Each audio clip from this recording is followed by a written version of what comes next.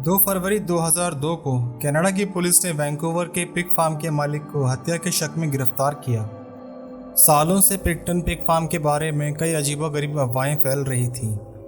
जब इस शख्स को हथकड़ी में ले जाया गया तब किसी ने भी नहीं सोचा होगा कि ये अफवाहें उससे भी कहीं ज़्यादा संगीन और दर्दनाक होंगी। एक सनकी किसान जो इतिहास का सबसे खतरनाक सीरियल किलर के रूप में जाना गया और सुअर जो उसकी अनजाने साथी बने। रॉबर्ट विलियम पिगटन उर्फ विली का जन्म 24 अक्टूबर 1949 को एक जाने माने सुअर किसानों के परिवार में हुआ। विली को उसके दोस्त और जानने वाले एक शांत स्वभाव का और सरल आदमी समझते थे।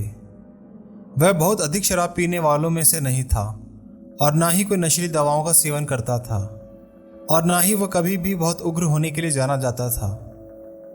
पिगटन के स्वभाव में ऐसा कुछ भी नहीं था जिससे हमें उसके असली इरादे महसूस हो, जैसा हमें बाद में पता चला।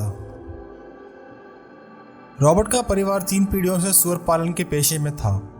पिगटन परिवार के पास खेती के लिए काफ़ी अच्छी खासी ज़मीन थी जिसमें उन्होंने कई सूअर पाले और वे कई घंटे मेहनत करते रहते, जिसकी वजह से पिगटन परिवार समुदाय में काफ़ी लोकप्रिय थे और उनकी पुलिस में लेकर स्थानीय मंत्री तक अच्छी खासी पहुंच थी। हालांकि यह सूअर का पेशा नहीं था जिसने विली को कनाडा और पूरे दुनिया में प्रसिद्ध किया था। वह बदनाम था 49 महिलाओं की हत्या के लिए। रॉबर्ट मानता था कि उसकी गिरफ्तारी का कारण अर्धशतक के दौरान की गई लापरवाही थी, जिसकी वजह से वह अपने अर्धशतक इवन 50 या बिग 50 से चूक गया, जिसका उसे खेद था।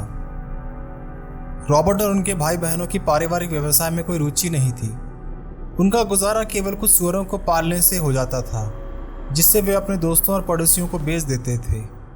जब पिगटन और उनके भाई बहनों को फार्म विरासत में मिली तब उन्होंने इस ज़मीन के कई हिस्सों को मकान बनाने के लिए बड़ी रकम में बेच दिया, जिसने पिगटन परिवार को काफ़ी अमीर बना दिया। यहीं से शुरुआत हुई पिगटन परिवार की समस्याएं। विली और उनके भाई बहनों ने 1996 में कनाडा सरकार के साथ the piggy palace good time society के नाम से एक नॉन प्रॉफिट चैरिटेबल रजिस्टर की, जिसका उद्देश्य कई सेवा संस्थाओं और खेल संगठनों के लिए खास आयोजन, समारोह, डांस शो और एग्जीबिशन को आयोजित, संचालन, निर्देशक और संचालित करना था। आखिर में ऐसे कई समारोह रेव पार्टियों के रूप में तब्दील हो गई, जहां कई लोग आते और संगीत, शराब और सेक्स वर्कर के बीच में व्यस्त रहते। ये कार्यक्रम काफ़ी बड़े होते थे और इनमें 2000 से अधिक लोग आते। यह लगभग एक तरह के क्लब में बदल गया, जिसने कई नव युवकों को आकर्षित किया। आसपास के लोग ये जानते थे कि विली की सेक्स वर्कर में दिलचस्पी है, खासकर स्वदेशी महिलाएं। रॉबर्ट ने अपनी ये दिलचस्पी कभी भी किसी से नहीं छिपाई और इनमें से ऐसी कई महिलाओं का अक्सर पिगटन के फार्म में आना जाना लगा रहता था। मार्च 1997 में विली पर पहली बार वेंडी नामक के एक सेक्स वर्कर की हत्या के प्रयास का आरोप लगाया गया था। विली ने वेंडी को हथकड़ियां लगा दी थी, लेकिन वह उससे चाकू चुराने, उसे छुरा घोंपने और भागने में सफल रही थी। पिगटन का इलाज पास के एक मोटल में किया गया और बाद में उन्हें जमानत पर रिहा भी कर दिया गया। पिगटन को युवती पर फार्म में बहस के बाद हमला करने और उसे धमकी देने और चाकू से काटने के संदेह में पूछताछ के लिए पुलिस ने हिरासत में लिया था। पुलिस अधिकारी रेगुलर कस्टमर होने की वजह से पहले से ही रॉबर्ट से परिचित थे और वो कोई भी नतीजे पर पहुंचने से हिचक रहे थे। पर पिगटन के खिलाफ कोई अपराध न होने के कारण जनवरी 1998 में उन आरोपों को खारिज करने से रिहा कर दिया गया, जिससे वह फिर आज़ाद था और खून करने के लिए।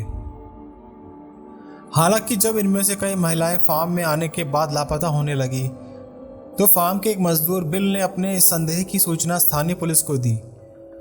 उसी वर्ष अदालत के आदेश पर फार्म पर किसी भी प्रकार की सभा या गतिविधियों की मेज़बानी करने से रोक दिया गया।